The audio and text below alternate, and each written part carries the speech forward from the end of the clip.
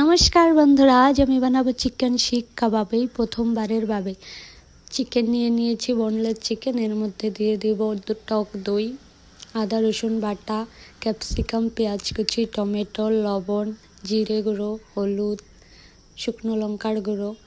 এবার সর্ষের তেল দিয়ে ভালো করে মিক্স করে নেব। নিয়ে রেখে দিব 2 থেকে 3 ঘন্টা ফ্রিজে। তারপর সন্ধেবেলা এটাকে আমি বার করে এখন আমি এটা শিকের ভিতরে ঢুকিয়ে নিব।